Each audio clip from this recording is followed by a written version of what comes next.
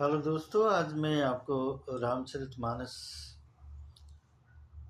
के अंतर्गत जो राम विवाह होता है उसके संदर्भ में आपको कुछ अच्छी बातें बताने का प्रयास करूंगा। और यदि आपको पसंद आए तो आप सब्सक्राइब करिए, लाइक करिए और बेल आइकन को प्रेस करने की कृपा करिए। जैसा कि आप जानते हैं कि भगवान राम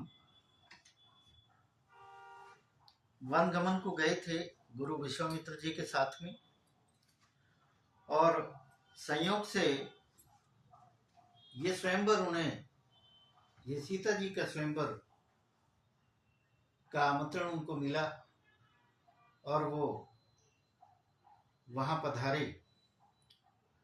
तो जैसा कि आप जानते कि तीनों लोकों के राजा वहां पर पधारे हुए थे उस स्वयंवर में, और उन्होंने पूरा प्रयास किया लेकिन भगवान शिव के धनुष को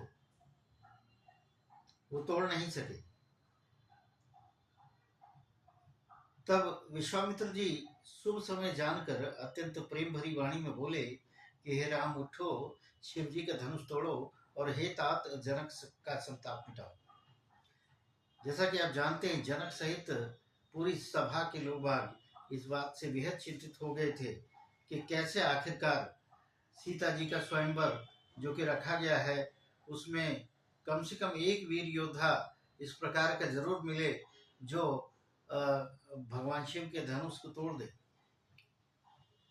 तो गुरु के वचन सुनकर श्री राम जी ने चरणों में सिर नवाया। उनके मन में न हर्ष हुआ न विषाद, और वो अपनी सिंह की तरह लजाते हुए सहज भाव से उठ खड़े हुए।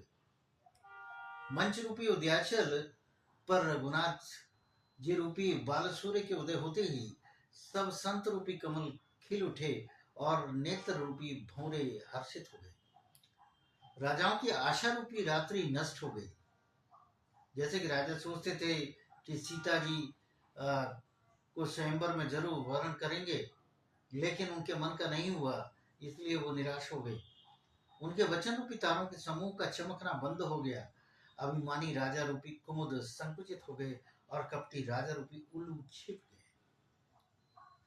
तो जैसा कि महाकवि तुलसीदास जी कहते हैं कि मुनि और देवता रूपी चकवे शोक रहित हो गए जब उन्होंने देखा कि भगवान राम धनुष तोड़ने के लिए जा रहे हैं, तो वे फूल बरसाकर अपनी सेवा प्रकट कर रहे हैं। प्रेम सहित गुरु के चरणों की वंदना करके श्री रामचंद्र जी ने मुनियों से आज्ञा मांगी। समस्त जगत के स्वामी श्री राम जी सुंदर मत वाले श्रेष्ठ हाथी किसी चाल से स्वाभाविक हो चले। श्री रामचंद्र जी के चलते ही नगर भर के सब स्त्री पुरुष सुखी हो गए और उनके शरीर रोमांच से भर गए। तुलसीदास जी आगे कहते हैं कि उन्होंने पितर और देवताओं की वंदना करके अपने पुण्यों का स्मरण किया। जैसा कि आप जानते हैं कि यदि हमारे पुण्यों का प्रभाव, कुछ भी प्रभाव होता है, तो रामचंद्र जी शिव के धनुष को कमल की डंडी की भांति तोड़ डालें, ऐसा ही उन्होंने इच्छा जाहिर की। श्री रामचंद्र जी वात्सल्य अर्थात प्रेम के साथ देखकर और सखियों को समीप बुलाकर सीता जी की माता स्नेहवश बिलख कर ये वचन बोली। जैसा कि आप जानते हैं कि सभा में जितने लोग मौजूद थे, उपस्थित थे, और सीता जी की माता जी भी वहां पर मौजूद थी, तो उनको भी एक निराशा जरूर थी, अवश्य थी। वो भी जानती थी कि शायद, उन्हें लग रहा था कि शायद ये बालक जो है वो शिव धनुष नहीं तोड़ सकेंगे। उन्होंने कहा, हे सखी, ये जो हमारे हेतु के हितैषी कहलाते हैं वे भी सब तमाशा देखने वाले हैं।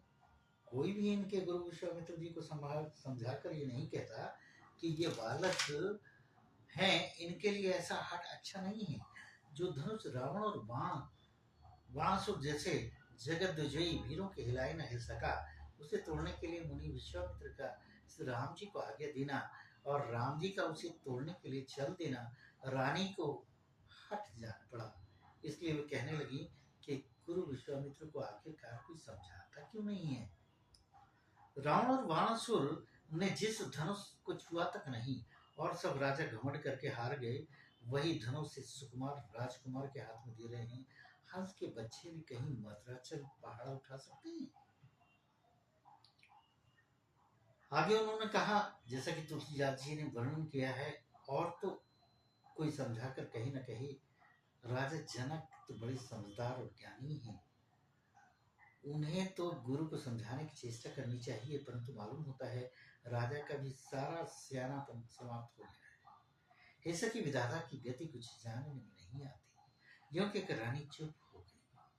तब एक चतुर, जो कि राम जी की महत्व को जानती थी, सखी कोमल वाणी से बोली कि हे रानी, तेजवान को, अर्थात देखने में जो छोटा होने पर भी यदि तेजवान है तो उसे छोटा नहीं गिनना चाहिए। कहाँ घड़े से उत्पन्न होने वाले मुनि अगस्त और कहाँ अपार समुद्र, किंतु उन्होंने सोख लिया ना, जिसका श्वेत सारे संसार में छाया हुआ है। सूर्यमंडल देखने में छोटा लगता है, पर उसके उदय होते ही तीनों लोगों का अंधकार भाग जाता है।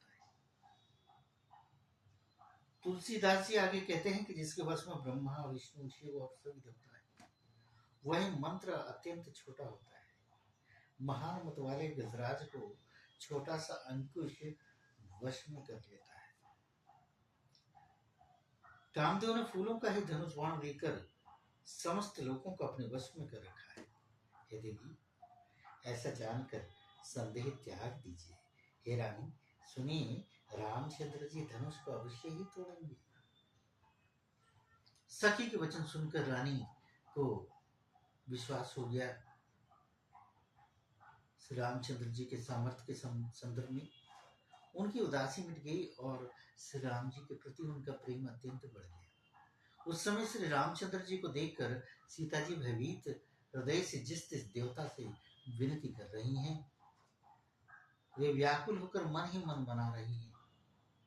हे भवानी, हे महेश, मुझ पर प्रसन्न होइए। मैंने आपकी जो सेवा की है उसे सुफल कीजिए और मुझ पर स्नेह करके धनुष के भारीपन को हर लीजिए, अर्थात उसे हल्का कर दीजिए कुछ। हे गणों के नायक, वर देने वाले देवता गणेश जी, उन्होंने गणेश जी की भी वंदना की।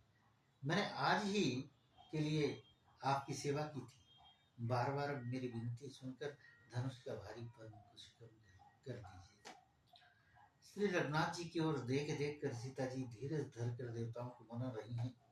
उनके नेत्रों में प्रेम के आंसू भरे हैं और शरीर में रोमांच हो रहा है। अच्छी तरह नेत्र भरकर श्री राम जी की शोभा देखकर फिर पिता के प्रण का स्मरण करके सीता जी का मन शुद्ध हो उठा।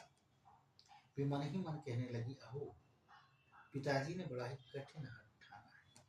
वे लाभ हानि कुछ भी नहीं समझ रहे हैं। मंत्री डर रहे हैं, इसलिए कोई उन्हें सीख भी नहीं देता। पंडितों की सभा में ये बड़ा अनुचित हो रहा है। कहाँ तो वज्र से भी बढ़कर कठोर धनुष और कहाँ भी कोमल शरीर, किशोर, श्याम सुंदर। हे विधाता, मैं हृदय में किस तरह ध्यस्त हूँ।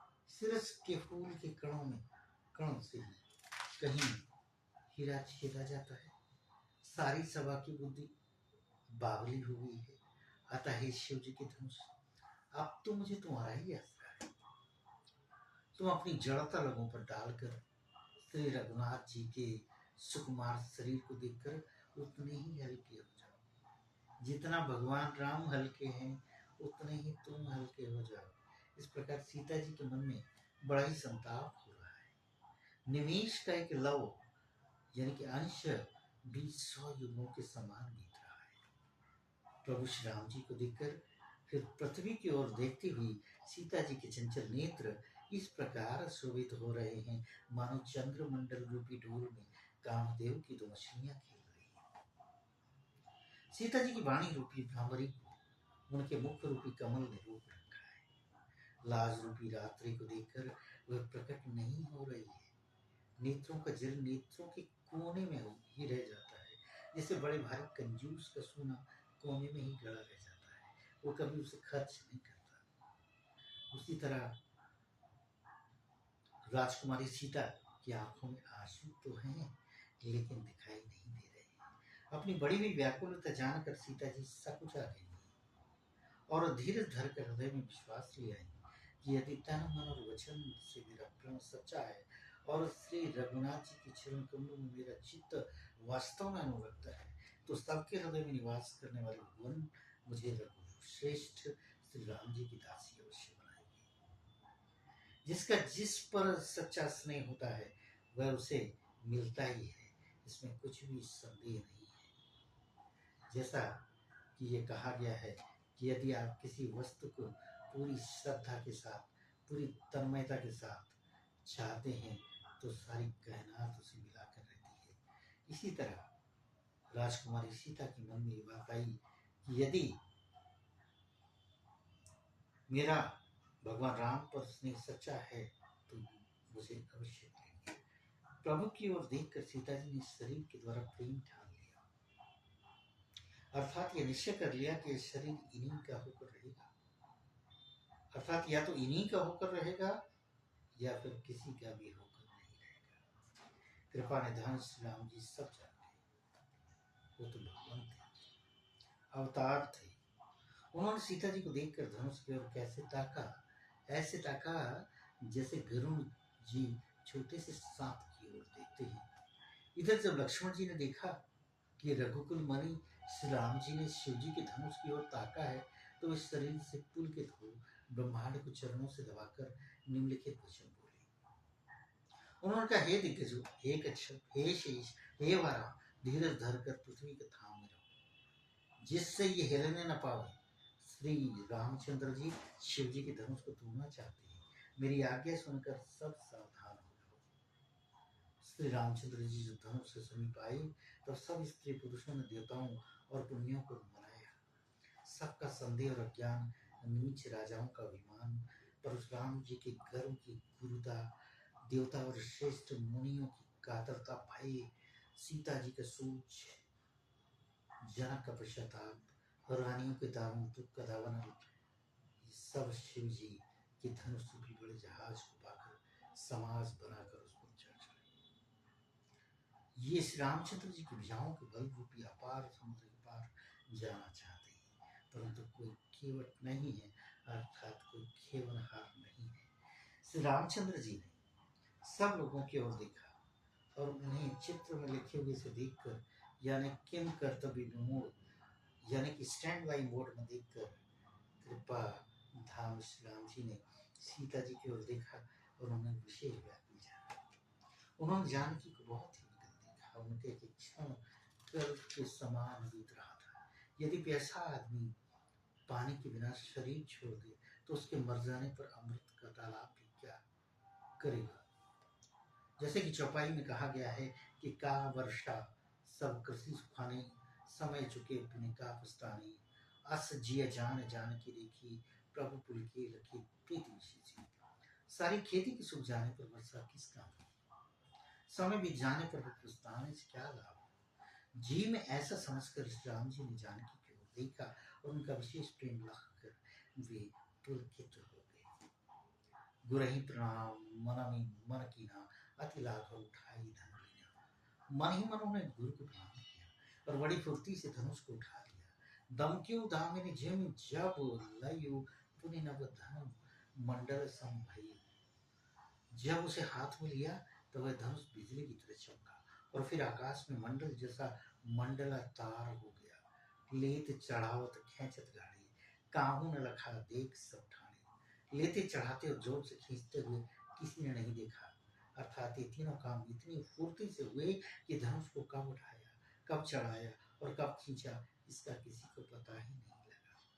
सबने श्री राम जी को धनुष खींचे खड़े देखा। उसी क्षण श्री राम जी ने धनुष को बीच से तोड़ डाला। भयंकर कठोर होने से सब लोग भर गए, घोर कठोर सबसे सब लोग भर गए। सूर्य के घोड़े मार्ग छोड़कर चलने लगे, दिग्गज चिघाड़ने लगे, धरती डोलने लगी। श्री राम जी धनुष को तोड़ डाला, रामचंद्र की जय बोलने लगे। शिव जी का धनुष जहाज है, रामचंद्र जी के भुजों का बल समुद्र है। धनुष टूटने से वह सारा समाज डूब गया जो 9 वर्ष पहले इस जहाज पर चढ़ा था, जिसका वर्णन ऊपर आया है।